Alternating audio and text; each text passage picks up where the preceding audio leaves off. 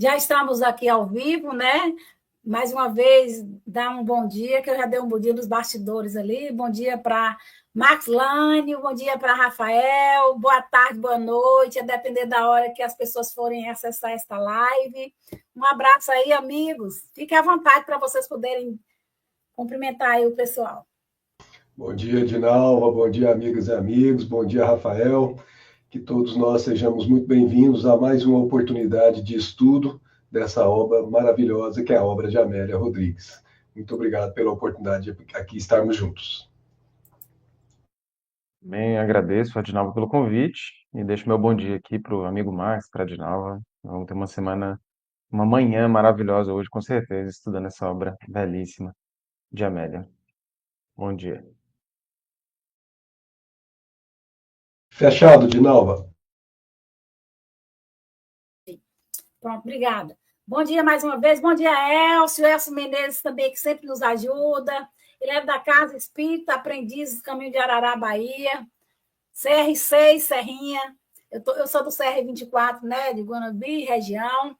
Então, bom dia mais uma vez. Então, hoje nós estamos aqui para darmos continuidade, né, aos estudos, né, do livro Primícias do Reino, que é o primeiro livro de Amélia Rodrigues, psicografado por Divaldo Franco. Nós começamos o estudo ano passado. Começamos pelo segundo, por Luz do Mundo, porque tem uma relação muito forte da pessoa que doou o livro para mim. Eu falei, vou começar pelo Luz do Mundo.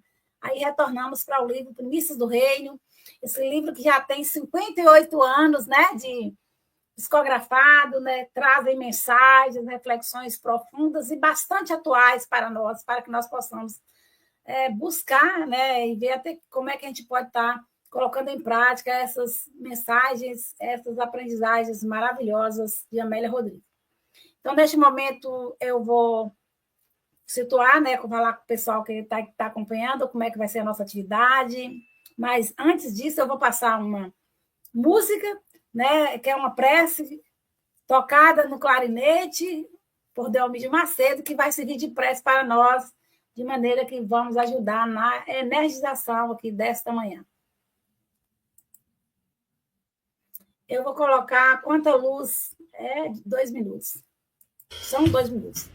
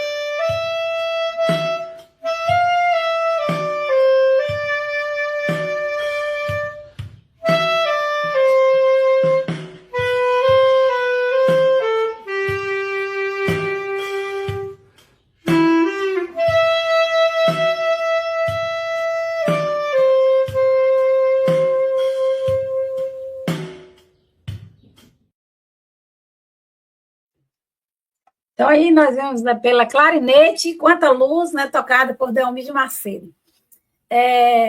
Nós vamos agora, né, eu vou fazer uma contextualização do principalmente relacionada aos 2 capítulos. Nós estamos hoje com os capítulos 9 e 10. Aí eu quero apresentar a Max Lane, né? Antes de falar com a Max Lane da Federação Espírita do Estado brasileira, sempre contribuiu conosco. Um estudioso, palestrante, que colabora aí com a divulgação da doutrina dos espíritos. Muito obrigada, Max Lane, mais uma vez. Rafael Guache, né? Ele é da Federação Espírita do Distrito Federal, também sempre colaborando conosco, né? Gratidão aí, Rafael. Eu quero dizer que algumas pessoas às vezes viram que eu ia dar palestra ontem à noite. Eu estou aqui de Salvador, que até inclusive um colega substituiu, devido a uma mudança de rota, né, do avião. E como é pela internet aqui, né, a gente faz de onde a gente se encontra, né? Então é isso, um abraço e gratidão às pessoas que estão me acompanhando. Então, o livro Primícias do Reino, né, que é o segundo livro, o primeiro livro psicografado por Divaldo Franco. Divaldo Franco retornou para o mundo espiritual, agora 13 de maio, já tem um mês e pouco. Com certeza ele continua aí, né, trabalhando e nos ajudando na divulgação da doutrina dos espíritos. Este livro ele foi psicografado em fevereiro de 1967, como já falei, com já 58 anos. Né? Tem 20 capítulos, e hoje os capítulos são A Mulher da Samaria, da responsabilidade de Max Lane, e Embaixadores da Esperança, de responsabilidade de Rafael. No primeiro momento, como é que está organizado? A metodologia. No primeiro momento, eu vou fazer uma breve contextualização histórica e geográfica, né, relacionada aos 2 capítulos. Né? Depois, vou passar para Max Lane, que vai ter, em média, 20 minutos, né, ou 25, a depender do tempo que ele acha que é importante para poder estar dialogando com o capítulo 10. Depois a gente abre uma breve discussão de 5 minutos e passamos para o capítulo 10 aí com Rafael, em média 20 minutos, o que ele achar também que é importante para ele poder estar discutindo, e vamos para as discussões, depois as considerações finais, em média 5 minutos, que cada um pode estar utilizando, a depender do que achar importante, para poder estar fazendo a complementação, né, e as finalizações aí dos capítulos atinentes da responsabilidade de cada um. E eu vou também estar ajudando nessa discussão. Eu quero destacar, como o capítulo 10, que é Mulher da Samaria, e o capítulo 9, A Mulher da Samaria, e o capítulo 10, Embaixadores da Esperança. Vou fazer uma breve contextualização histórica e geográfica aqui, principalmente em relação, né, a Samaria e aos samaritanos e judeus. Os israelitas, também conhecidos como samaritanos, eram um pequeno grupo étnico religioso originários do reino de Israel, conhecidos pelos atuais judeus como Samaria. E o nome histórico da Samaria, ela está relacionada principalmente ao nome histórico bíblico, montanhoso, relacionado ao Oriente Médio, de uma região bastante montanhosa. A gente vê aí que a própria Amélia Rodrigues vem descrevendo o cenário, né, dessa natureza linda, né, geográfica, das árvores, né, do céu lindo, etc. e tal, que ela vai estar descrevendo quando vai discutir aí, quando vai apresentar o capítulo 10, inclusive também o capítulo 9 e 10. Essa região montanhosa da Samaria, ela está constituída pelo antigo reino de Israel, e é situado esse reino em torno da antiga capital da Samaria, inclusive rival do vizinho do reino sul, do reino Judá. E aí um estudo em 2019 vem trazer para nós, né, que essa comunidade samaritana, ela estima hoje, em média, 820 pessoas, atualmente, né? E na Samaria, nessa perspectiva histórica, a região central da antiga Palestina, ela se estende geograficamente a 65 quilômetros do norte e do sul e 56 do leste a oeste da capital aí, da Palestina, né? Da cidade da Palestina. E outra questão também interessante de situar, porque havia uma grande rivalidade entre os judeus e os samaritanos, né? Principalmente no tempo de Jesus. E essa rivalidade é uma rivalidade que perpassava tanto pelas perspectivas históricas, como religiosas, como históricas. E a principal causa foi a disputa qual era o templo legítimo de cultivar, né, de louvar a Deus. os judeus acreditavam em Jerusalém, enquanto que os samaritanos em Monte Gerizim. Essa diferença, combinada com a rejeição dos samaritanos pelos judeus, como impuros, né, eram vistos como impuros, e a história de conflitos entre eles contribuiu para uma grande hostilidade e uma grande rivalidade entre os judeus e os samaritanos.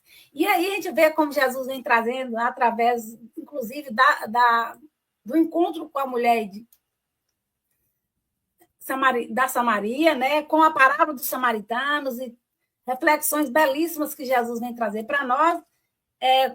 E aí eu destaco, né, que o poço de Jacó, onde Jesus encontrou com a samaritana, ele vem trazer uma reflexão profunda para nós, quando ele disse para a mulher que eu sou a água viva, todo aquele que beber desta água não terá sede. Então, essa água viva que Jesus veio trazer para nós, que veio quebrar paradigmas, né, mostrando a importância da união, né, a importância de romper com os preconceitos religiosos, com os preconceitos políticos, trazendo um exemplo de vida, de humildade, né, de perdão para nós, inclusive, bastante forte, né, na parábola do bom samaritano e aí nas reflexões trazidas pela mulher de Samaria.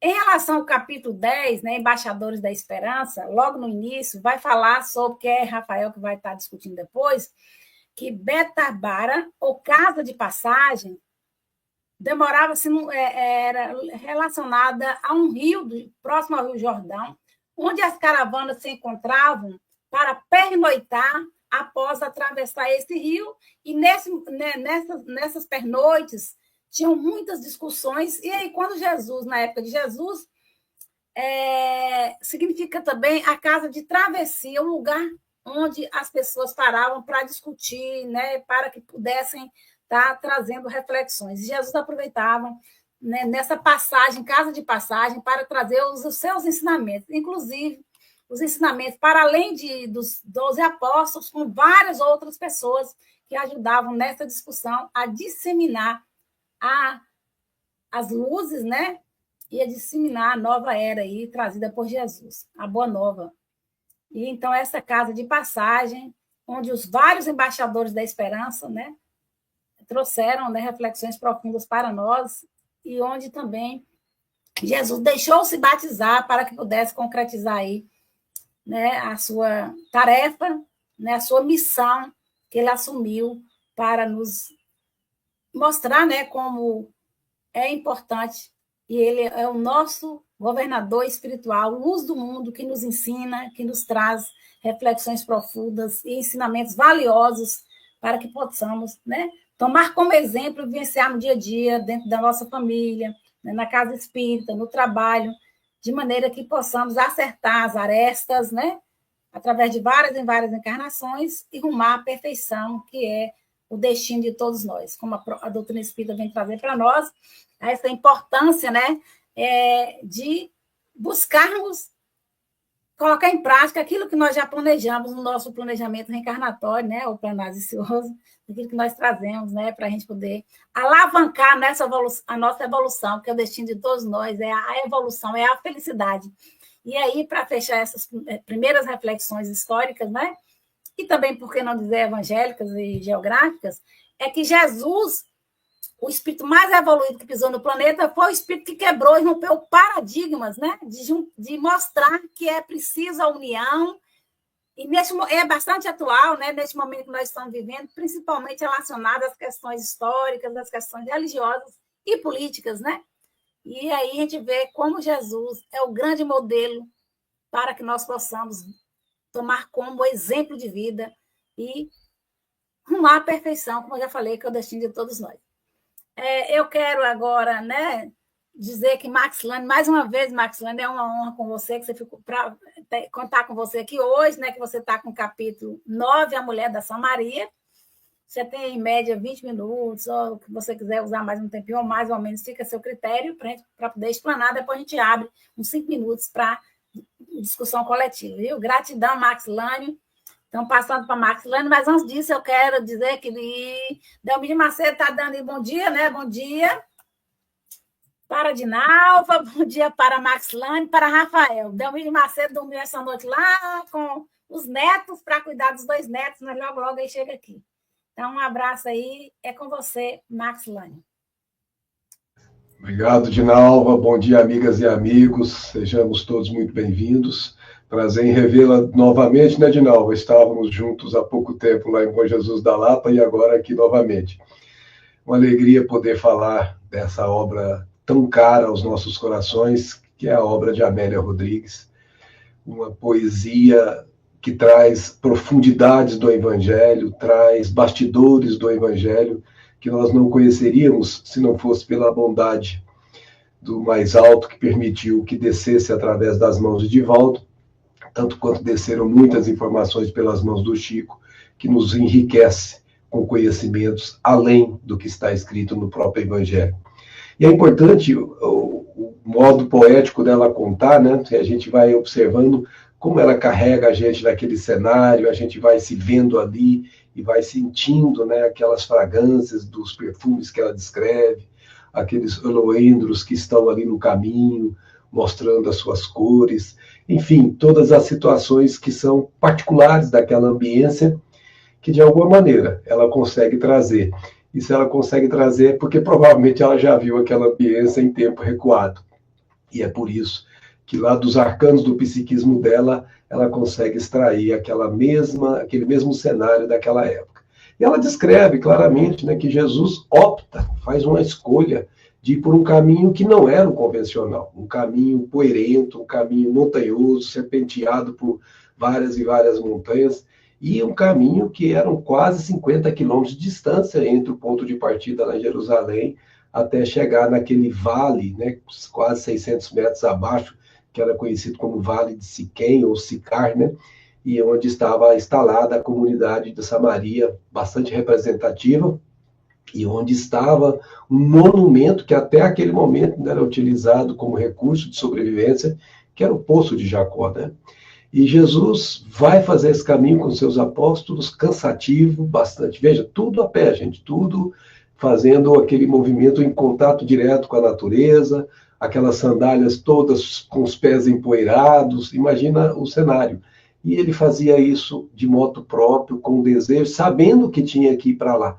Ele tinha planejado aquela viagem, ela não era uma viagem ao acaso. Depois de trazer esse momento, Jesus chega e se aproxima do poço de Jacó, não havia ninguém, e ele se centra em sua borda, enquanto os apóstolos vão providenciar alimentos, comprando-os na cidade. Nesse ínterim, quando Jesus estava ali, provavelmente em prece, nós não sabemos, ele é visto por uma mulher que vai se aproximando, carregando o seu cântaro, né, para onde ela extrairia a água. E ela se aproxima, essa mulher, a princípio, eu digo a princípio porque na intimidade Jesus já conhecia a alma dela, mas a princípio uma desconhecida, e ela se assusta, né, porque era um homem, e pelas vestes, pela forma, pelo modo de se vestir e de se portar, ela deduziu que era um judeu. Então, tinham duas condições que incomodavam. Primeiro, porque era um homem. Aquela época, estar uma mulher próxima de um homem sozinha era já uma situação constrangedora. Mas estar próxima de um homem sozinha, e esse homem sendo judeu, era mais constrangedor ainda. E Jesus não se afeta, sabia quem estava se aproximando. E a mulher se achega, toda envolvida por sentimentos, vamos dizer, de inquietude íntima. Ela estava numa situação em que ela não sabia, mas alguma coisa dizia intimamente para ela que algo iria acontecer. Ela estava ansiosa, aquela ansiedade que não se consegue entender o que era, como a nossa Amélia Rodrigues. Maria Amélia é uma amiga muito próxima nossa. A Amélia Rodrigues, ela consegue extrair. Você não vai encontrar isso lá no Evangelho, esses dados íntimos que a mulher experimentava, não está lá. Então nós temos que dar graças ao bom Pai de ter o Evangelho disponível, ampliado em nossas mãos pelas bênçãos da poetisa. E aí essa mulher se aproxima, extrai a água, faz a colocação da água nos seus recipientes que ela carregaria, e quando ela estava saindo, vejam a calma de Jesus, a tranquilidade, deixou ela fazer tudo. Quando ela estava saindo, ele pronuncia uma frase: mulher, dá-me água, dá-me de beber.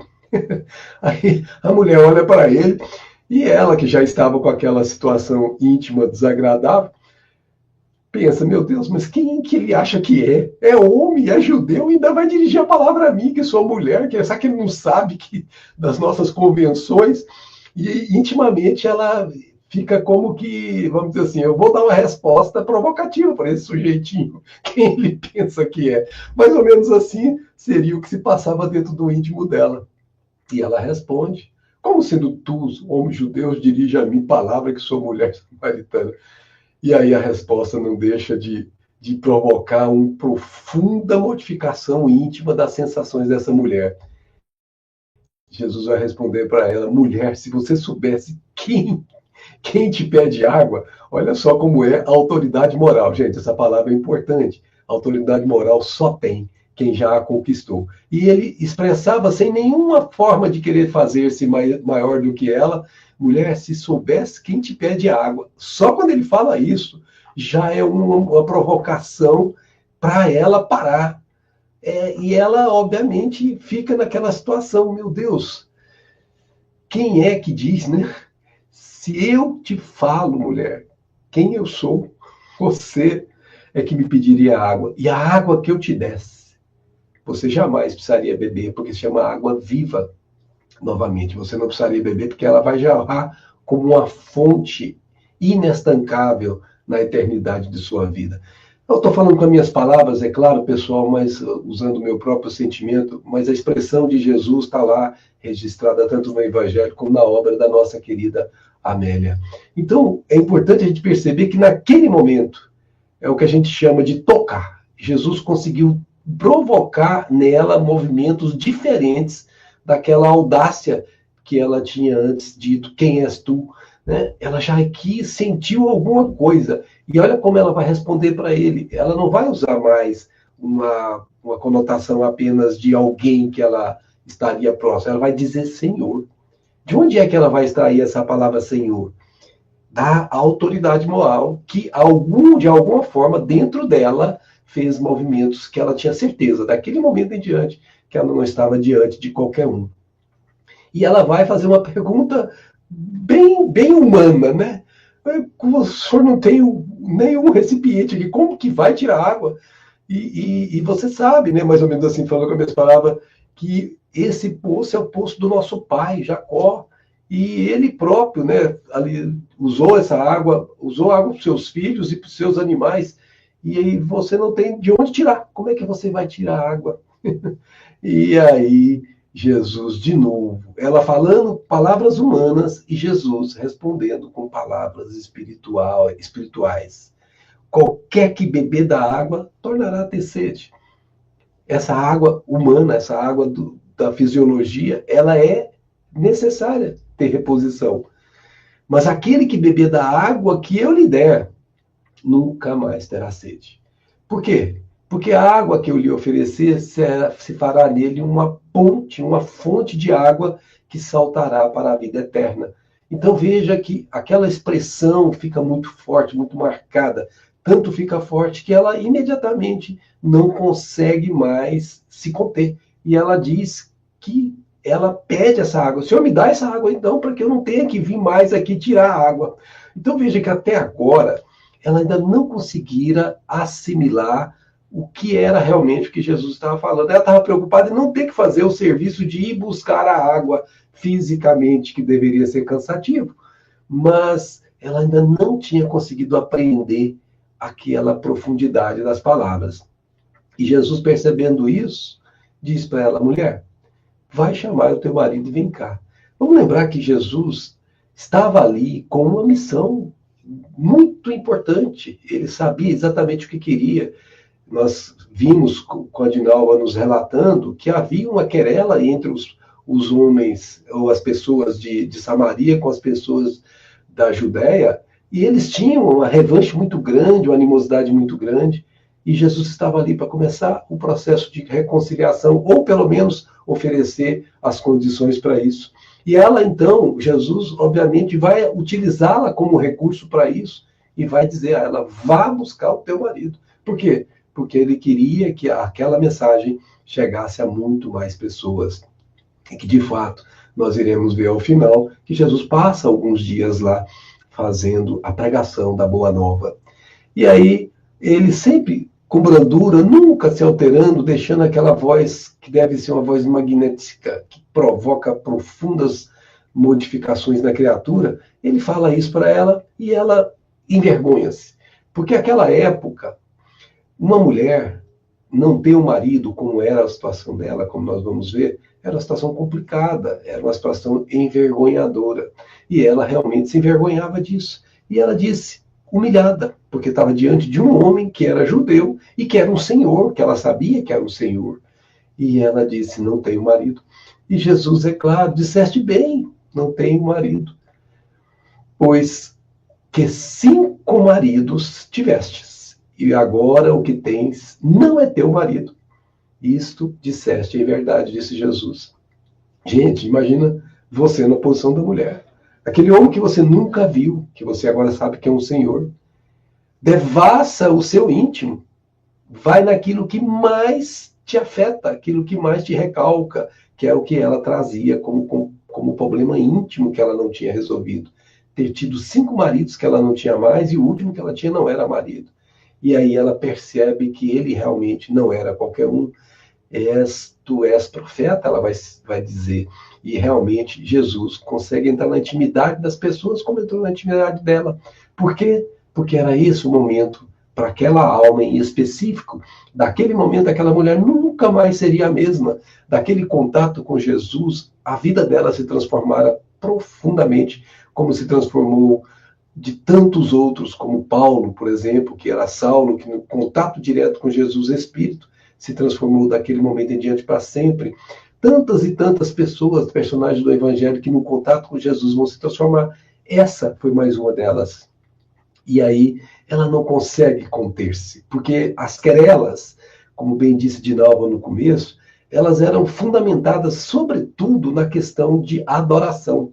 O povo, que era o povo da Samaria, eles adoravam naquele monte chamado Monte de Garazim, ou Gerazim, que era o monte onde eles tinham um templo construído, que inclusive tinha sido destruído e reconstruído por Herodes, que era o que rivalizava com o templo de Jerusalém, que todos nós sabemos que era suntuoso, mas que no ano 70 não ficou pedra sobre pedra, como Jesus disse. E esse é o momento em que ela não deixa de expressar aquela frase que ela guardava em si, porque ela dizia, nossos pais adoraram neste monte, e vós dizeis que é de Jerusalém o lugar de onde se deve adorar. E Jesus diz para ela, mulher, acredita-me que a hora vem e que nem neste monte, nem em Jerusalém adorareis ao Pai. Olha a sublimação do processo de adoração. Vamos lembrar que adorar é pensar em Deus, é levar o nosso pensamento em harmonia com o pensamento divino. E aqui, nesse momento, nós estamos vendo essa mulher, ouvindo de Jesus, que não é aqui ou lá em Jerusalém. Vós adorais o que não sabeis. Nós adoramos o que sabemos, porque a salvação vem dos judeus, afirma Jesus. Porque ele era judeu, gente. Não vamos nos esquecer, Jesus era um judeu. Mas a hora vem, e agora é, em que os verdadeiros adoradores, olha a expressão dele, verdadeiros adoradores, adorarão o Pai em espírito e em verdade, porque o Pai procura os tais que assim o adorem. Então, o nosso templo, gente, não é a casa espírita, não é a igreja católica, não é o templo budista, não é o templo que seja de qualquer escola religiosa. O nosso templo verdadeiro é o templo íntimo do coração. É onde nós temos a oportunidade de adorar a Deus em espírito e verdade. E recolher a este templo para adorar é o mais importante. Então, não importa se estamos aqui ou ali, se estamos em casa ou fora, podemos sempre adorar a Deus em qualquer lugar. E a mulher fica perplexa, se enche de alegria, porque a resposta dele era impressionante. Ela nunca, jamais sonhara em ouvir aquilo que é aquele momento extravasou da boca do nosso mestre. E Deus é espírito, importa que os adore e adorem espírito em verdade. Esta frase irá calar fundo no coração dela e de todos aqueles que travarem contato com esse diálogo havido àquela época com Jesus. E essa mulher, que era quem buscava água, fica toda extasiada, né? E ela afirma, agora de modo inequívoco, eu sei que o Messias, que se chama Cristo, vem. Quando ele vier, nos anunciará tudo. Até agora ela sabia que ele era um profeta, mas ainda não tinha certeza de que ele era o Cristo enviado de Deus. E aí Jesus deixa claro para ela: eu sou, olha a expressão, eu sou, eu que falo contigo. Por isso digo que a salvação vem dos judeus. Não é o povo judeu a salvação propriamente dita. É o judeu que está no povo judeu, chamado Jesus, que representa a salvação. Naquele momento, ele explicou para ela que não tratava-se das querelas entre as duas etnias, assim, mas sim da origem do conhecimento superior que vinha por aquela boa nova que Jesus trazia. Então, aquele momento era o momento em que ele começava a buscar os desgarrados. Apanhou aquela mulher naquele momento para que ela pudesse ser instrumento de propagação da boa nova também na Samaria, que mais tarde, também será uma só raça no mundo. Então, a gente vem lembrando aqui que permanece essa imagem até hoje de muitas dissensões que nós temos entre nós no mundo e que nós precisamos de reconciliação, como aqui propôs Jesus, né? E a gente vai expressando isso com todo o nosso coração e a gente percebe que ainda hoje, nós estamos assistindo nos dias atuais, as desavenças se colocando em evidência tão grosseiras e tão ausentes desse conhecimento tão profundo que Jesus ensinou naquela época. Mas depois, quando Jesus estava ali sentado com ela, os apóstolos voltam, né, com as comidas que eles tinham comprado e, obviamente, que eles se surpreendem, porque encontram Jesus conversando com uma mulher sozinho. E isso para eles era algo que constrangia, né? E aí a gente vai perceber que eles também ainda não estavam completamente vivendo a mensagem de Jesus nas suas intimidades completamente. Ainda tinha muito de humanos neles também. Eram seres que estavam sendo preparados para propagar a doutrina que Jesus vinha trazer. E, obviamente, depois que a mulher vai buscar os seus companheiros lá da cidade de Sicar, ou Siquém, eles começam a dialogar com Jesus e oferecem a comida. E aí um novo contato se trava riquíssimo de muitas condições de aprendizado. E ele diz, uma comida eu tenho para comer, que vós não conheceis. Olha que bacana. Por que Jesus disse que eles não conheciam essa comida? Porque eles ainda não tinham essa condição espiritual elevada que precisava ter para poder ser alimentado por essa comida que Jesus tinha para comer e que essa água viva era a água que o sustentava, que o descedentava. Tanto a mulher como os discípulos ainda estavam em construção. Jesus já estava pronto. A minha comida, vai afirmar ele, e serve isso para todos nós, gente. Prestemos atenção. A minha comida é fazer a vontade daquele que me enviou e realizar a sua obra. Afirmemos isso mais uma vez. A minha comida é fazer a vontade daquele que me enviou e realizar a sua obra. Se nós também já estivéssemos imbuídos dessa condição, nós também estaríamos pensando e buscando agir da mesma forma. E aí, a gente vai encerrando por aqui, em função do tempo, mas a gente percebe claramente que aqui a gente tem muitos ensinos para serem extraídos e que servirão para as nossas conjecturas aqui, né, Dinalva? Fica com você então, minha amiga. Pois é, Maclane, obrigada pelas reflexões belíssimas aí, né? A Mulher da Samaria, capítulo 9, Primícias do Reino. Como traz, né? São reflexões profundas, né? Será que eu vejo também assim, dentre várias aprendizagens, né? Como é que nós estamos mais ligados às questões muito materiais, né? A comida é importante, a água é importante, mas a água sedenta do ser, de conhecer a espiritualidade, as nossas vidas. Então, assim, é bem atual, né?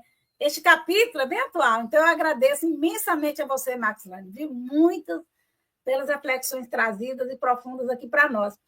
E Rafael, quer fazer algum complemento, Rafael? Eu estou olhando aqui, o pessoal não colocou no chat. Quer fazer algum complemento? Ou, não é que não seja complemento, mas assim, que destaque você quer fazer em relação ao capítulo apresentado aí por Max Lane? Acho que foi muito bem colocado pelo Max, né? De uma forma bem leve, mas ao mesmo tempo com a profundidade né, com a significação que essa passagem tem. Mas eu gostei particularmente da colocação, né, da transformação dela, quando ela começa a chamar Jesus de Senhor. Então, acho que esse é um ponto simbólico na vida de todos, né? É esse momento de conversão, quando a gente reconhece em Jesus o que ele realmente é, quem ele realmente é, e a gente se entrega de coração para ele. Então, isso é muito bonito, é muito simbólico, né? Acho que sempre as mulheres têm nos evangelhos tem essas demonstrações gigantescas de fé e de realmente de transformação moral, assim, para ficarem como exemplo para a posteridade. Então, muito bonito, né? Essa passagem da mulher da Samaria. Acho que realmente a Amélia é muito poética. Então, é uma viagem que a gente faz para conhecer os bastidores e fica realmente encantado com as histórias, né? Essa da mulher da Samaria acho que é muito simbólica, né? Particularmente falando, dentre as mensagens desse livro, assim como algumas outras. Então, muito bem colocado aí pelo nosso amigo Max.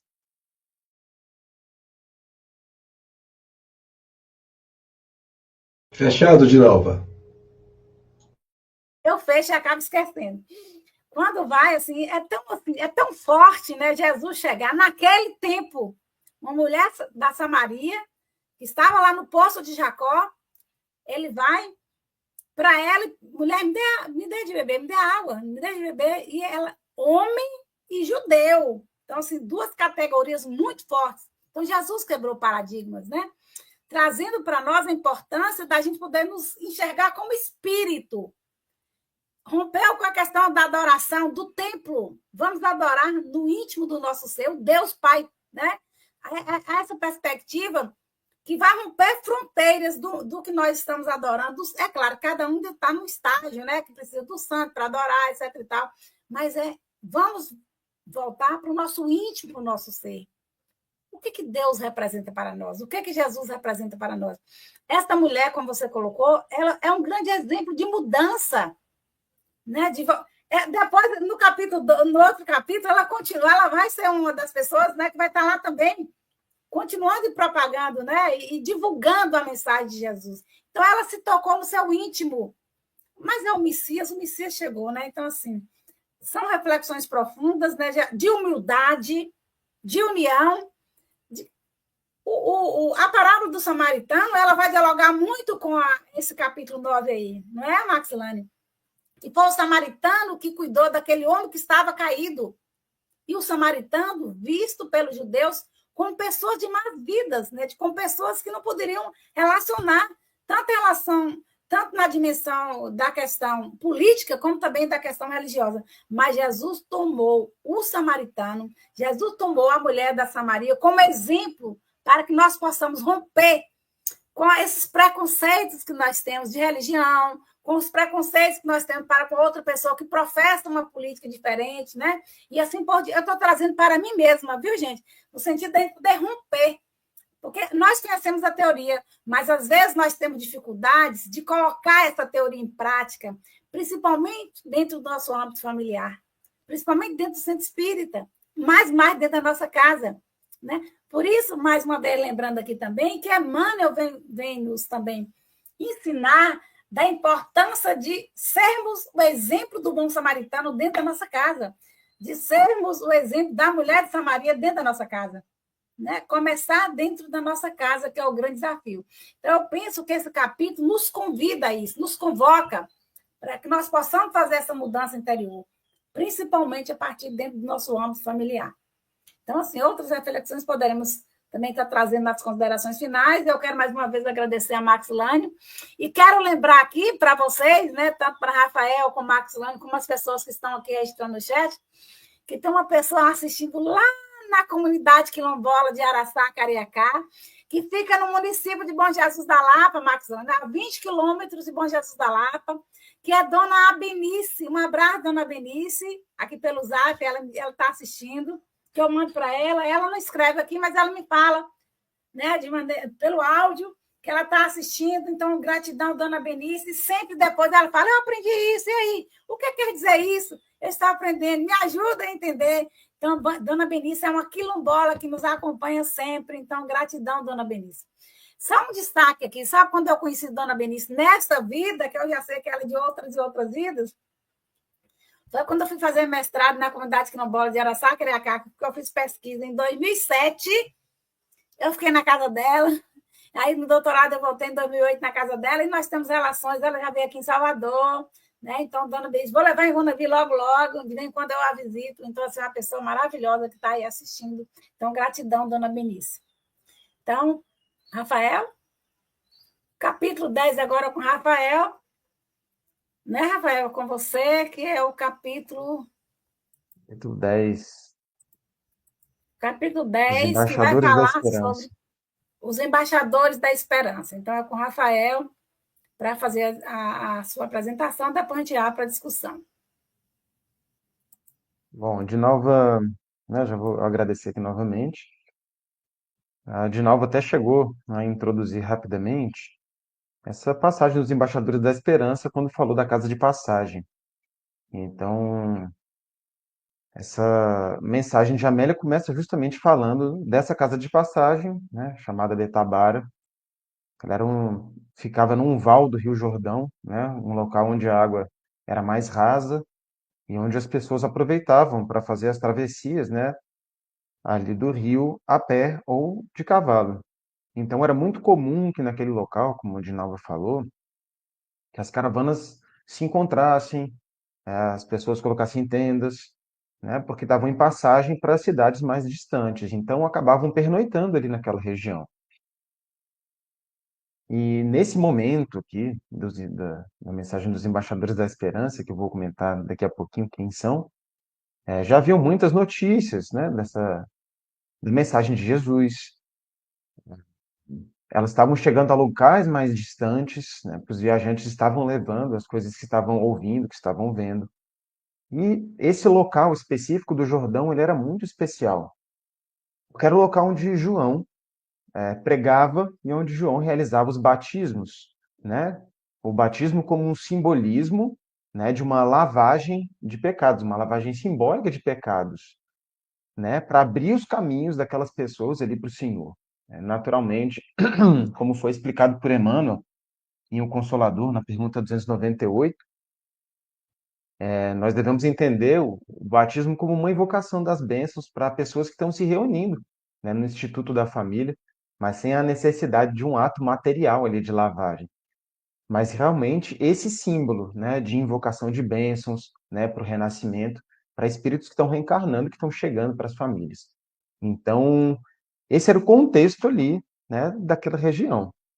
Geralmente, havia, como a Amélia coloca, um ar festivo, né, nesses momentos, desses encontros ali naquela região, nessas pernoites, dos acampamentos. Só que nessa ocasião especificamente, o clima ele já não era de tanta alegria. Era um clima mais de tristeza, era um clima com mágoas, até ressentimentos, porque as pessoas que passavam ali estavam se recordando de Batista, que já havia sido decapitado, né? Todos aqui devem se lembrar, acho que essa passagem, não sei se está em Luz do Mundo, agora não me recordo se está em Primícias do Reino, mas uma mensagem sobre João Batista, de como acontece o encontro, né, a festa com Herodes, com Herodíade, que a filha dela pede, né, a cabeça dele numa bandeja. Então, isso já tinha acontecido. Então, as pessoas estavam saudosas, né, que passavam por lá, se lembravam com muito carinho de João, se lembravam daqueles encontros, né, felizes com esse grande precursor do nosso Senhor. E naquela ocasião também, né, estavam ali retornando, era o momento do final das festas das tendas, né?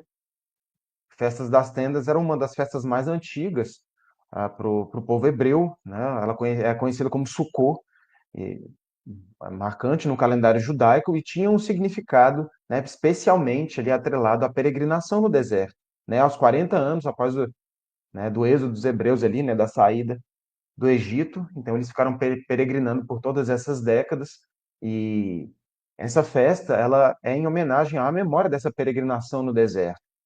E ela também é uma festa, né, que remete à colheita. Então ela marca o fim de uma estação das colheitas, né, das frutas, dos vegetais. Então era um tempo muito importante de agradecimento a Deus. Né? Até a questão do tabernáculo, que nós vemos ali em Êxodo, né, em outros livros do Antigo Testamento, tem uma simbologia muito especial para eles, porque remete à presença de Deus entre nós, né? Tabernáculo especificamente, né, uma tenda sagrada onde aconteciam vários rituais ali para aquele povo.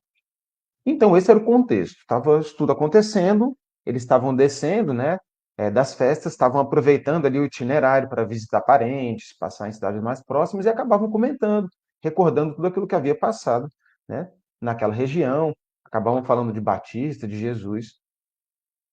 E também nesse momento, né, como nós sabemos, pelo andar da carruagem, que já está mais ou menos ali no meio do Evangelho de Lucas, os sentimentos dos judeus mais alterados em relação ao que Jesus estava fazendo, estava provocando um ódio que estava se exacerbando. Então as coisas estavam ficando um pouco mais, vamos dizer assim, complicadas. Apesar de Jesus já saber o que ele viria fazer aqui, esse ódio estava se aguçando e o cerco estava se fechando, né, diante da figura do Messias. Então, esse era o contexto, esse era o quadro, né? Tudo isso acontecendo ao mesmo tempo, aqueles agrupamentos ali próximos, né, da casa de passagem, próximos desse val. Jesus já havia passado lá 2 anos antes, naquela passagem memorável, onde ele se apresenta a Batista, Batista o reconhece como um enviado, né? E ele se permite batizar para que se cumprisse aquilo que estava escrito, de que ele realmente era o Messias. Então Jesus havia retornado para aquela região, passaria algum tempo lá, trabalhando nas suas cercanias. Então ele estava lá para acolher os coraçõezinhos mais aflitos, para atender as pessoas que estavam doentes, estava ali para falar sobre o reino dos céus. Então, de todo esse contexto, dessa introdução que a Amélia faz, nós vamos mudar agora. E ela diz o seguinte: ela começa a passagem assim. Eles chegavam em grupos provenientes de vários lugares. Durante todo o dia apareciam, desciam as encostas do rio na direção de Betabara. Traziam no semblante as alegrias indizíveis da tarefa cumprida e do dever concluído. E aí a gente vai falar, mas de quem será que ela está falando? E aí nós vamos remeter, como a própria autora espiritual coloca uma nota nesse capítulo, ao Evangelho de Lucas, que no seu capítulo 10, dos versículos 1 a 24, conta justamente esse momento que a Amélia vem trazer para nós. E no começo desse capítulo, após Jesus ter feito um chamamento e dado uma ordem parecida aos apóstolos, ela diz assim para um grupo de pessoas, né, de 70 pessoas.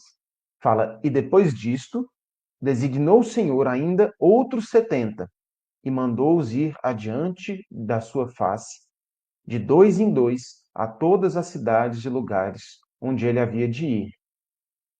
E aí ele faz uma série de recomendações para esses 70, que seriam representantes de Jesus nas cercanias. Então a gente vê ali um grande já trabalho, né, de se espalhar a mensagem cristã, um grande trabalho de evangelização sendo montado, bonito, né? Parece um treinamento de evangelizadores, recebem, recebem ali palavras importantes, orientações, palavras de fé de uma profundidade muito grande, são mandados para visitarem as cercanias e para fazerem tudo aquilo que os apóstolos foram também empoderados para fazer, né? Receberam a autoridade do Senhor para curar doentes, para curar obsidiados, para amparar, para ajudar, para fazer todas aquelas maravilhas que nós conhecemos nos evangelhos. Então é um momento muito simbólico para aqueles 70. E aqui nessa passagem eles estão retornando. Eles haviam cumprido o que Jesus havia determinado, assim como os apóstolos que haviam recebido essa ordem anteriormente, e estavam todos retornando e se encontravam ali naquelas cercanias. E eles voltavam com o coração cheio de alegria, porque nós vemos lá no Evangelho de Lucas tudo que eles conseguiram fazer, né? Eles fizeram muitas coisas depois de terem recebido nessa ordem, essa autoridade de Jesus. Então estavam lá com os corações o mais extasiados possível. Eles estavam num clima de vibração muito superior, né? Estavam extremamente felizes, né? Não com essa felicidade daqui, né? Que a gente ordinariamente atribui a coisas muito pequenas, muito materiais da terra, mas com uma felicidade de espírito muito grande.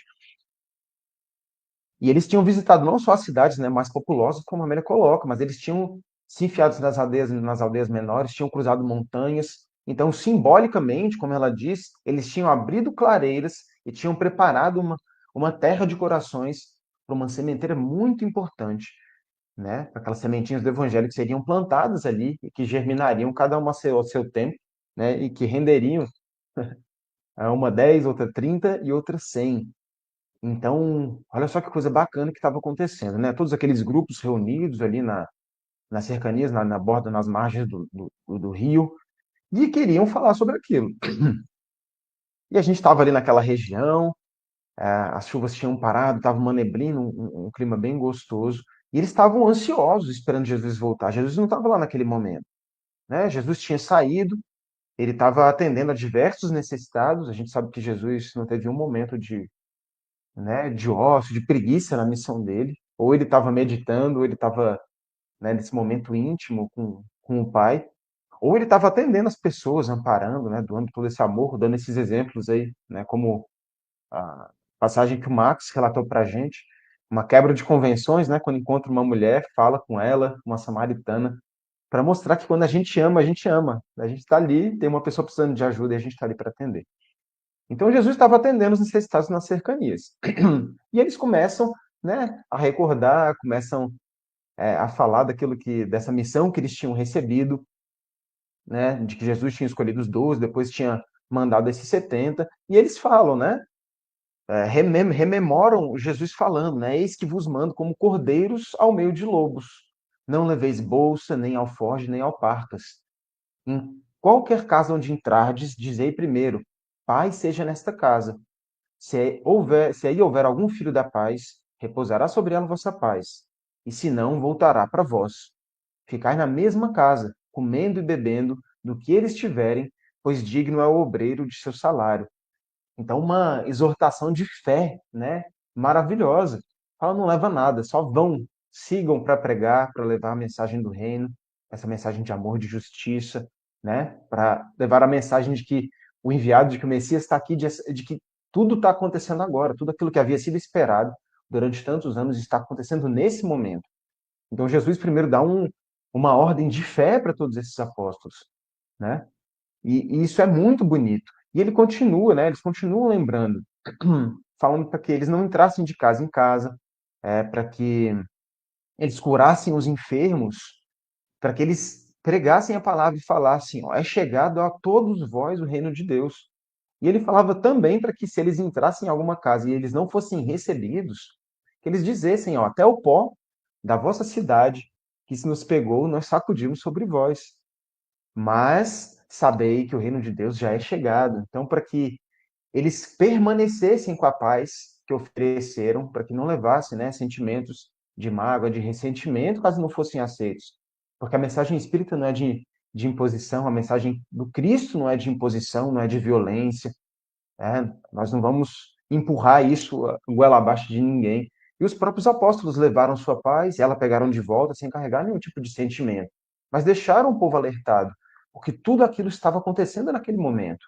Eles precisavam ficar cientes de quem era o Messias, de que havia chegado o momento para transformação, né? Para que fossem instauradas de fato, para que começasse a solidificação desse grande edifício do amor aqui na Terra.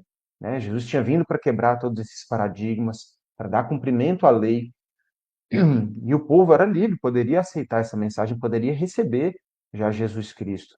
Então, esses eram um pouco das orientações que ele havia dado. E os judeus estavam lá, né? Os judeus não, os 70, né, junto já dos apóstolos, dos 12, falando com toda alegria. Inclusive, um dos que estava ali era Filipe, né? Filipe conhecido, né? Ele foi aquele que havia pedido para enterrar o pai. E Jesus dá aquela resposta muito emblemática, né? Muito simbólica, no sentido de que nós devemos deixar carne, aqui matéria, com o que é material, mas que a verdadeira vida se encontra no reino do Espírito. Então, Filipe estava ali, né? Filipe tinha se tornado um grande evangelizador depois, e como está lá em Atos, ele, né, fez parte dessa missão dele com as suas 4 filhas, que eram todas médiuns, ali, médiuns, né, proféticas, como a Amélia coloca, da igreja primitiva. Então isso é muito bacana também, muito interessante. E outro que estava lá, que é relatado por Amélia, era Matias. O Matias, né, caso a gente não se lembre, ele substituiu Judas depois do ocorrido ali na crucificação. E o que acontece agora, nesse momento, esse diálogo é com Matias, porque Matias chega muito alegre, muito feliz, e ele fala, mestre, né, Jesus chega nessa hora, então ele fala, mestre, o nosso coração está rico de alegria, nós estamos muito felizes porque conseguimos realizar aquilo que o Senhor havia nos ordenado. E ele vai relatar de todos aqueles que escutaram, né, a palavra deles, de como parecia que o Espírito Santo, né, nas palavras aqui de Amélia, e como consta também no Evangelho, tivesse falado por eles, né, o que nós reconhecemos claramente como um fenômeno, às vezes, de inspiração, até mesmo de psicofonia, né, como aconteceu lá no Pentecostes, quando cada um falou na língua nativa das pessoas que estavam lá. Então, eles foram extremamente inspirados, aquele fogo, né, do espírito, né, com E maiúsculo, né, que representa todos esses prepostos que estão trabalhando até hoje, né, que trabalham com Cristo desde os primórdios da formação aqui do nosso planeta. Então, eles estavam tomados por essa energia, né, extremamente inspirados, e Cristo, né, reafirmando, né, vocês são muito ditosos, porque ofereceram condição à verdade para essas pessoas. E aí eles continuam. Matias fala: ninguém nos rejeitou em lugar nenhum, né? Os demônios se submeteram às nossas palavras, os ex-possessos se ajoelhavam diante de nós, como os pagãos faziam, e nós os esclarecemos com toda aquela alegria do mundo, Matias contando. E aí Jesus sempre atento. E aí ele fala: ó, acautelai-vos e tendes vigilância.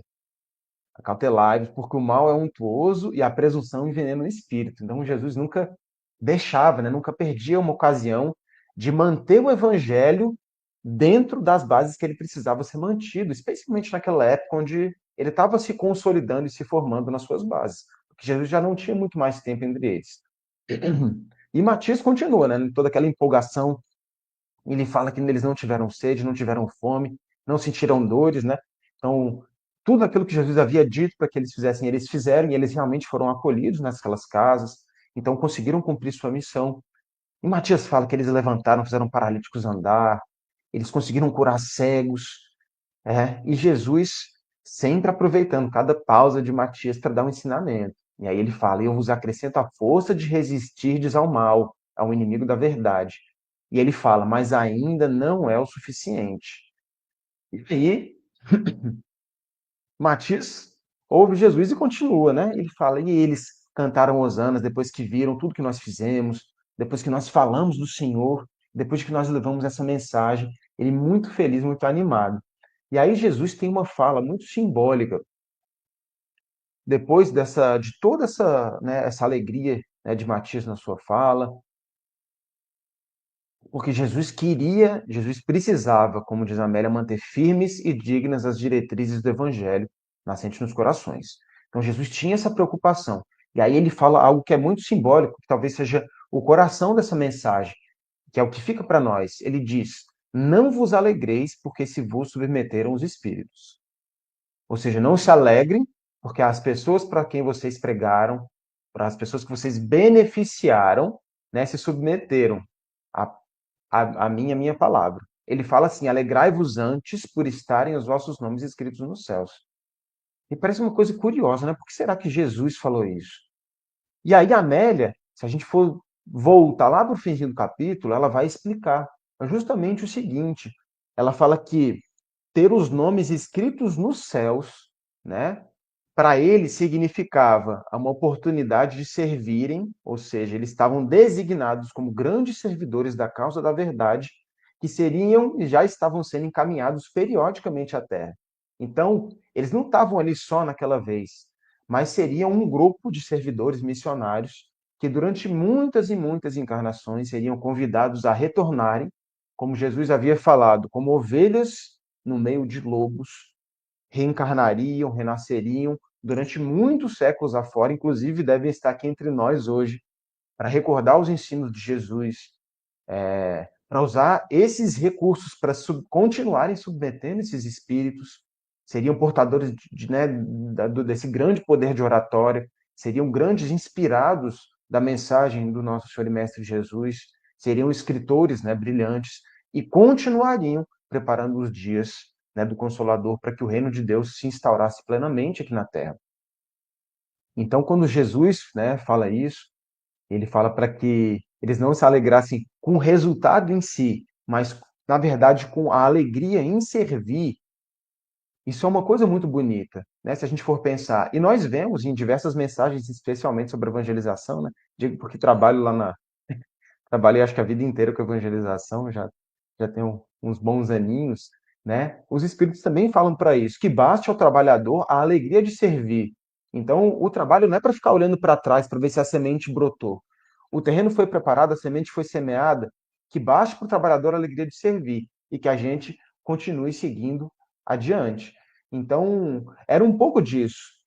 Olha só a atenção do Cristo para que eles não se vaidecessem, né, com os resultados do trabalho, né, para que eles se mantivessem ali, né, como os servos inúteis que simplesmente cumprem o próprio dever e seguem adiante, né, para que eles não se sintam aquele servo que merece algum tipo de recompensa, para que eles não se sintam mais do que eles são. Então Jesus tinha todo esse cuidado, tinha todo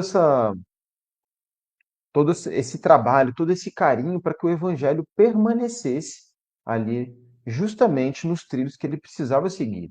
Então, essa foi esse encontro, né, com esses 70. Então, nós vamos ver aqui essa passagem, né, muito bonita, e Jesus depois faz uma série de exortações que até constam nos evangelhos. A gente vai ver aqui, inclusive, aquela passagem que fala muito de humildade, quando Jesus diz sobre, graças a Deus, que aquilo não foi entregue aos sábios, né, mas aos ignorantes, aos humildes. Então a gente vê que Jesus não perde nenhuma oportunidade para dar ensinamentos. Então, é como o Max falou, nós precisamos enxergar aqui nessas mensagens, nós vemos, né, bastidores muito interessantes aqui, né, do que aconteceu. Então a gente vai ver, né, Jesus dando graças ao Senhor dos céus, né, justamente por ter escondido essas coisas aos sábios e aos inteligentes e revelando aos mais humildes. A gente vê Jesus também falando, tudo meu pai, tudo por meu pai me foi entregue. E ninguém conhece quem é o filho, senão o pai, nem quem é o pai, senão o filho, e aquele a quem o filho quiser revelar. Então, mostrando nessa identificação plena de Jesus, né, como até um médium direto do nosso Criador, né, pelo seu estado de espírito puro. E nós vemos também outras passagens interessantes, né? Jesus diz sobre todos aqueles. Essa aqui é até uma passagem muito simbólica. Então ele diz assim: profetas e reis desejaram ver o que vós vedes, falando para os 70, e não viram, ouvir o que ouvis e não ouviram. Então, olha só que momento simbólico, né? O Messias, o enviado, estava entre eles naquele momento. É até difícil explicar isso, mas talvez eu não sei se a gente conseguiria conceber o que é estar convivendo entre Jesus agora. Anos e anos e anos, né, nas Escrituras, sendo o Messias, né, prometido que estaria entre eles, e ele vem, ele faz todas aquelas coisas, ele dá todos os sinais de que ele era o enviado, ele cumpre com tudo aquilo para mostrar que ele era o enviado do Senhor, e aquelas pessoas tinham a oportunidade de estar convivendo diretamente com ele. Então, olha só que coisa bonita, né? Acho que um encontro que mostra mais ou menos o que seria essa emoção é aquele do Publio Lentulus há 2000 anos, né? Quando ele está naquele momento meditando ali num fim de tarde, ele não sabe se meio que adormece, e ele vê Jesus chegando, né, com aquela figura majestosa, que é pura luz, e ele sente aquela vontade de se jogar aos pés dele, né, com dificuldade até de estender, de subir a cabeça para divisar os olhos do Senhor. Então, devia ser uma emoção muito grande, assim, estar perto de Jesus. E realmente, todo mundo queria estar vivendo aquele momento, e Jesus fala isso, né? Todos vocês, né, os profetas queriam estar passando por isso, todos ansiavam por esse momento, para ver o que vocês estão vendo, para escutar o que vocês estão ouvindo. Então, Jesus, depois de todas essas, depois, principalmente, especialmente depois dessa fala, ele se cala e se retira, né? Os 70 que haviam sido enviados e os 12 os apóstolos vão para suas tendas, né? O silêncio toma conta ali daquele momento. E a gente vê esses chamados, né, além dos apóstolos, esses 70, dentre eles saíram personagens que ficaram conhecidíssimos entre nós, como Barnabé, que a gente vê um pouco mais dele, a gente vê em Atos dos Apóstolos, mas a gente vê em Paulo e Estevão, né, a importância de Barnabé para toda aquela história. Barnabé é uma figura lindíssima, né? Uma humildade, uma luz, é uma coisa muito bonita. A gente vê o Sóstenes, né, ele é conhecido por ter ajudado Paulo na redação das cartas aos Coríntios. A gente vê o Cleófas, que estava com Jesus lá, caminho de Emaús, já depois da crucificação, né? É muito simbólica essa passagem, então o, o Cleófas estava lá. Então, é justamente sobre isso, né? Esses 70 foram marcados de uma forma profunda e inesquecível, né? Por esse encontro, por esse chamado com o Senhor. O escutavam e o amavam naquela época e receberam uma missão. E eu acho que naturalmente, além da beleza dessa passagem, acho que o grande ensinamento para nós é esse. Nós, né, ainda estamos muito aquém, né, da condição desses 70, mas também já podemos aproveitar desse ensinamento para abrirmos, né, os nossos olhos de ver, para que a gente não fique procurando os resultados, para que a gente não se envaideça com nada daquilo que é feito, que advinha, né, que vem advindo dos nossos trabalhos, porque a gente já recebeu tudo dos Espíritos, a gente está encarnado aqui num contexto já, né, mais do que favorece o nosso trabalho, a gente recebeu o trabalho como uma bênção para que nós mesmos, né, crescêssemos, nos desenvolvêssemos espiritualmente.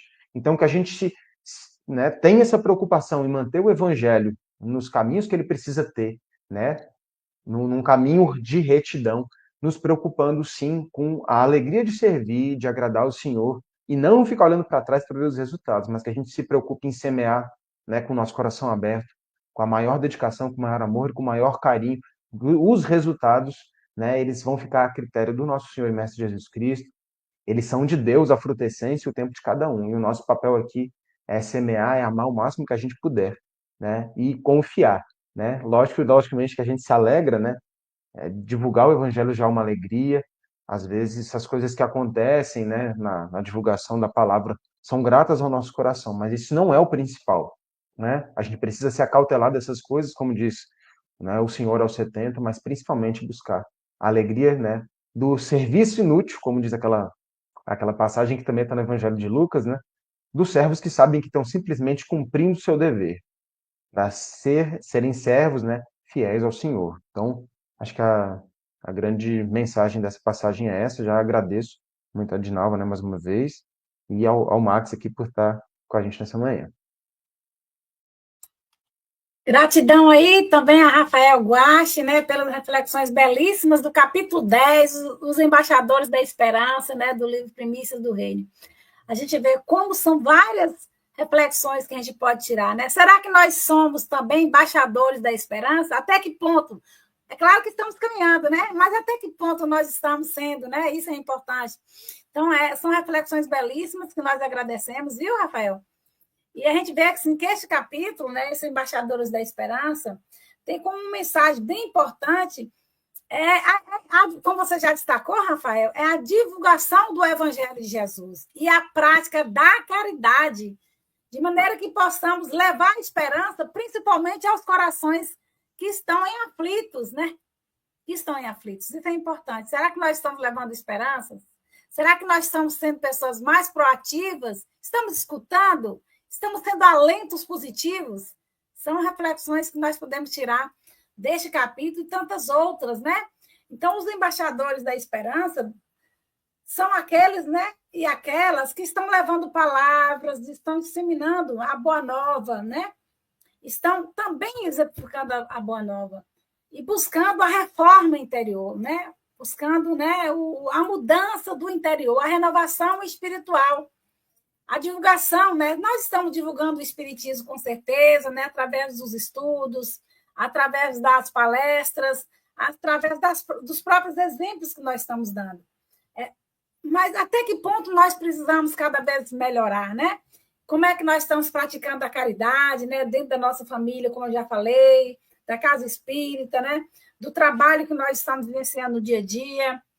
Estamos tendo humildade, discernimento, né? Ajudando as pessoas na sua própria mudança interior. Então, são reflexões que nós podemos estar trazendo, principalmente se nós estamos levando esperança e fé para esse mundo ainda muito necessitando, né, da esperança e da fé. Então, os embaixadores, né, da esperança, né, eles nos convidam, né, a prática do bem, do amor, da prosperidade, da humildade, da divulgação da mensagem espírita, né?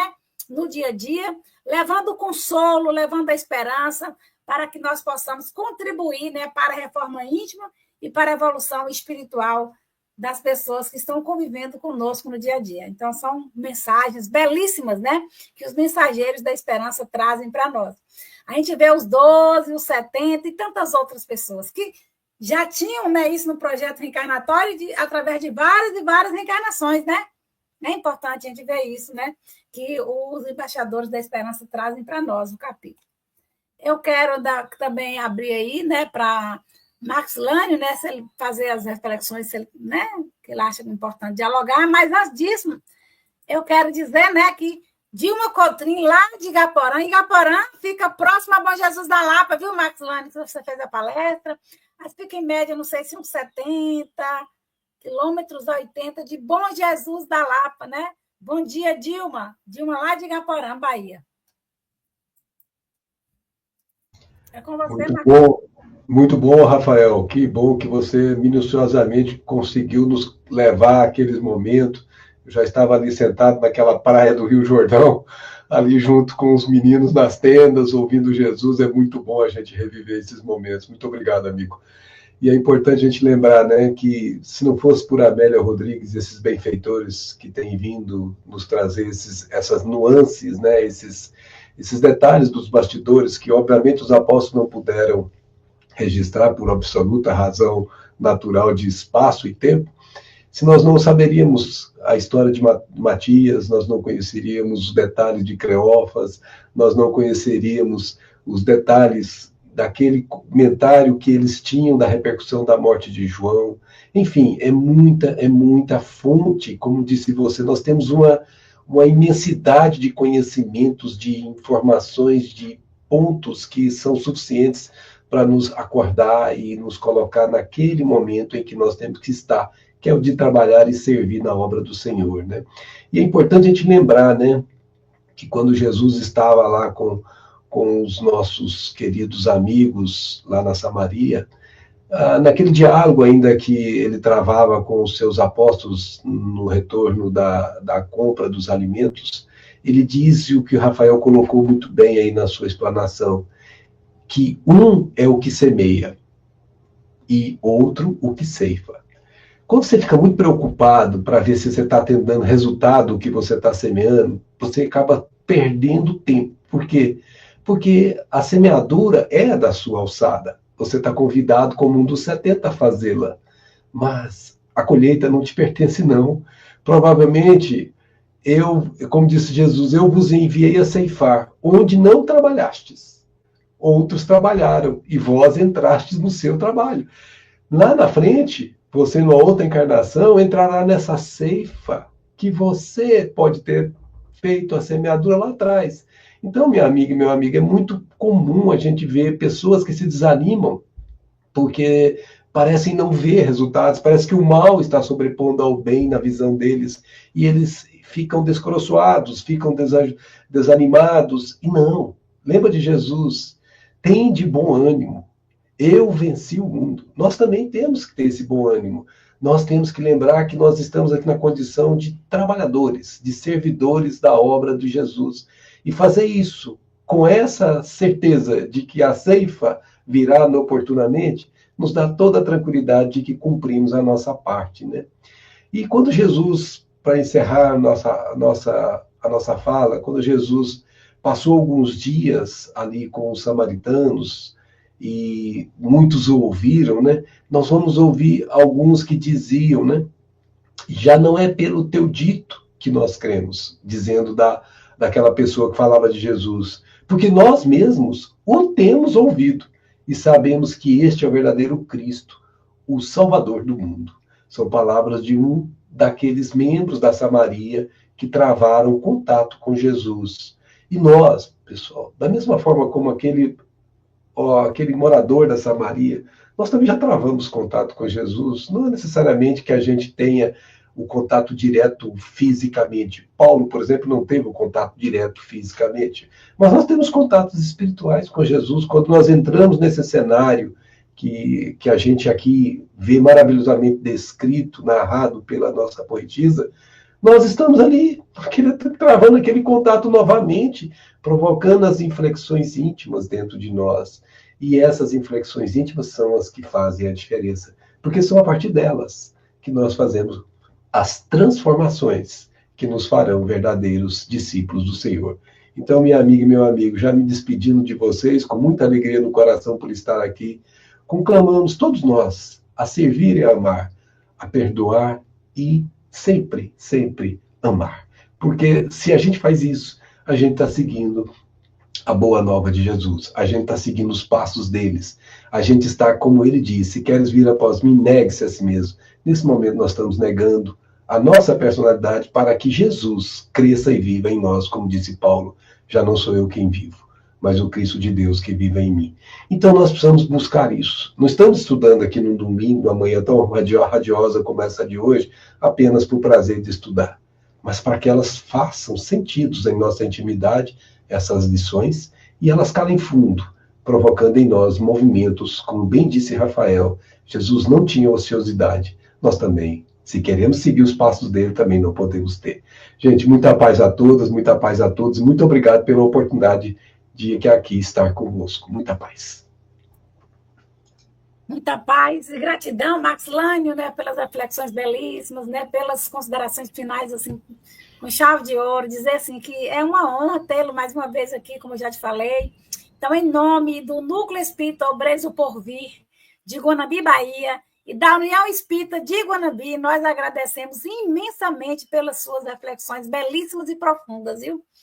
Dizer, como você colocou, a gente está estudando, nós estamos aprendendo. Então, primeiramente, para nós, né? Quando a gente vai ler, buscar refletir, entender como é que era naquele tempo, onde é que era a geografia, como é que é agora, como é que podemos trazer essas reflexões para as nossas práticas diárias, né? São, assim, é um momento muito importante para nós, viu? Então, só temos a agradecer. E agradecer a Amélia Rodrigues, né?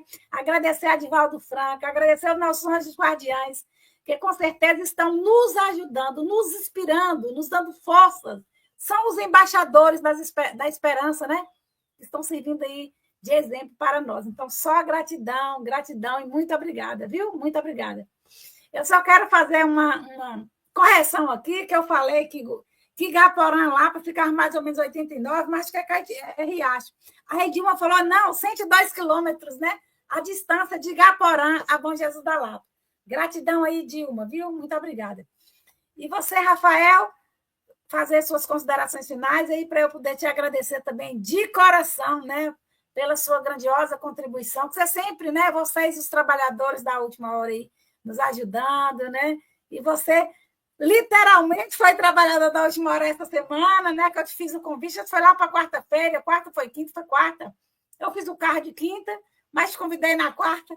Falei, meu Deus, eu achei que tivesse já colocado uma pessoa aqui para o capítulo 10, os embaixadores da esperança. Mas na hora você me falou, os embaixadores da esperança, foi lá e me deu o retorno dizendo sim. Então, gratidão, Rafael, gratidão, viu? Para suas considerações finais aí. Deu uma esperança para a Dinalva. Acho que a gente tá mais para estagiário da esperança hoje, né? Embaixador ainda é muita coisa.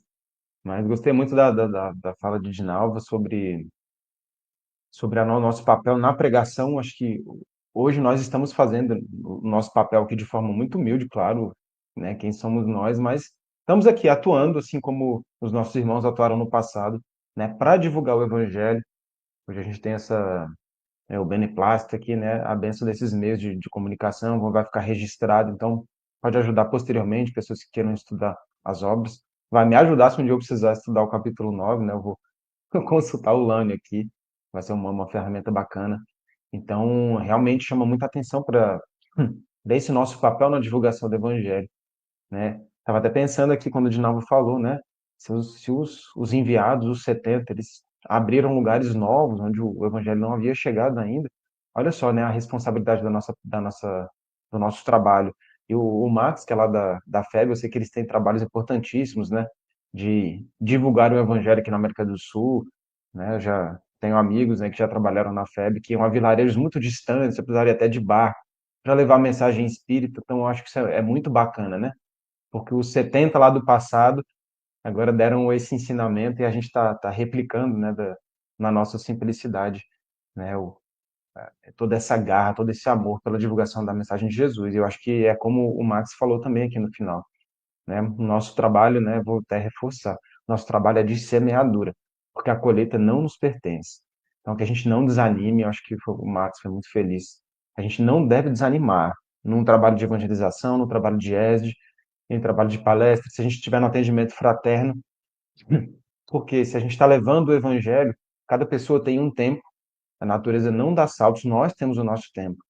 Então, nossa preocupação é realmente em servir fielmente o Senhor, né, dar o nosso coração, encharcar aquela terrazinha ali com todo o amor que a gente tenha no coração, mas com confiança e com paciência, porque, né, nós somos adeptos do Espiritismo, a gente sabe que a reencarnação é o dogma, é o pilar da justiça divina, então tá tudo certo. Cada um no seu tempo, uns mais para agora, outros mais para frente, mas todos chegarão, todos se renovarão no nosso Senhor e Mestre Jesus Cristo, todos se identificarão plenamente com o nosso Criador, né, que é Deus. Então tudo vai dar certo, que a gente não tenha aflição, afobação com nada, tá tudo certo, tudo nos conformes. Então eu agradeço muito, né? Peço até desculpa, né, aos nossos colegas, caso tenha alguma falha na minha fala, foi minha exclusivamente, porque o capítulo da Amélia é perfeito. Essa correria de quarta para cá, eu tive pouco tempo para organizar as coisas, mas é sempre uma grande felicidade estar aqui, cara, de Nova sabe. Me sinto muito honrado em poder servir onde for, né? Então é uma alegria muito grande estar aí dividindo aqui com meus dois colegas essa manhã. Obrigado, viu, gente? Deus abençoe a todos vocês. Muito obrigada mais uma vez, Rafael. A gratidão toda nossa, né? Você ter aceitado assim. Não é porque eu sou desorganizada, não, porque eu falei, acho que como eu fiz o contato com o Max Lane desde fevereiro, e aí eu achei que já tivesse lá o capítulo, mas aí, gratidão mais uma vez, né? Tudo Você certo, tá tudo certo. foi assim, ó, valioso, viu? Vocês são valiosos, né? Valiosos mesmo. E as pessoas também que estão assistindo aí, com certeza, como essa live vai ficar gravada, né? Ela vai servir de reflexões. Eu assisto todas as lives, aí eu vejo onde é que eu preciso melhorar, né? Porque eu preciso estar sempre aperfeiçoando, onde é que eu posso aprofundar. Outra questão também interessante para a gente poder fechar é porque esses capítulos depois a gente passa a fazer uma palestra, né? Eu já convidei Rafael, já convidei Max Lane para cada um capítulo fazer palestra. Então, assim, a Mulher da Samaria dá uma palestra belíssima, ou tantas outras, né? Os embaixadores, né, da esperança, tantas outras. Então, já coloco palestra, para a gente ir aprofundando, né? E convidando as pessoas para nos ajudar a divulgar, a estudar a Amélia Rodrigues, que ela é de uma preciosidade, né? Uma poetisa profunda, né? Que descreve em loco, como se estivesse lá, né? Detalhando de maneira assim, muito linda. Então, só gratidão a Amélia Rodrigues. Assim, não sei se é o fato dela ter sido educadora, professora, né? E aí, como eu também sou professora, foi o primeiro link que deu em relação a Amélia Rodrigues e a mim. E aí, quando fui estudar sobre a vida dela, eu sou apaixonada por Amélia Rodrigues mesmo, assim, então só gratidão, viu? E eu quero só lembrar para as pessoas que estão aqui que o próximo estudo nosso aqui no canal será no dia 20 de julho, né, que nós vamos estudar os capítulos 11 e 12, que são o capítulo 11, o Tabor e a planície, e o capítulo 12, o obsediado Gerazeno. Será no dia, né? Esses capítulos serão estudados, como eu já falei, só ratificando aqui, 20 de julho, né? Então, gratidão mais uma vez, gratidão a Max, gratidão a Rafael, a Dilma, a Elcio, que colabora conosco. Breve ele vai nos ajudar também. Aqui perto de Salvador, né? Que ele mora, eu estou em Salvador. Obrigada a Dilma, a todas as outras pessoas, né, que deixaram registrado aqui as suas considerações, ou aquelas outras que assistem, mas não deixam, né? Que acompanham pelo YouTube. Então, e aí eu vou aproveitar mais um pouquinho de Max Lane e vou pedir para ele fazer a prece de encerramento, Max Lane, para nós. Vamos lá, de novo. Vamos aproveitar esse momento em que estamos envolvidos por aquelas energias da antiga região onde Jesus passou, envolvidos por aquele gostoso barulho da água do Rio do Jordão, envolvidos por aquele cenário das tendas, a alegria do trabalho realizado, a certeza de estarmos no caminho com o Mestre Senhor Jesus. Envolvidos por essas primícias que de tanto nos tocam o coração, nós te rogamos, Senhor, que permaneçamos contigo, como tu tem permanecido conosco, para que a tua obra se realize, Senhor, se concretize, primeiro em nossos corações, e que dos nossos corações, tal como um perfume, exalemos o teu evangelho, exalemos o amor por onde passarmos. Que aqueles que nos rodearem possam sentir a tua presença, mesmo que não nos vejam, mas sintam a ti por onde passarmos. Que sejamos nós, Mestre Senhor, obreiros da tua obra, realizadores do teu trabalho, o trabalho de vosso Pai, nosso Pai. Que assim seja. Amém, que assim seja. Então, bom dia para todas as pessoas, uma boa semana, de muita paz, de muita esperança, de muita força. E para você também, Maxilane, mais uma vez, para Rafael, gratidão, viu? Sintam-se todos, assim, bastante gratos, porque eu estou grata, viu? Gratidão mesmo. E até mais um outro dia, logo, logo, viu?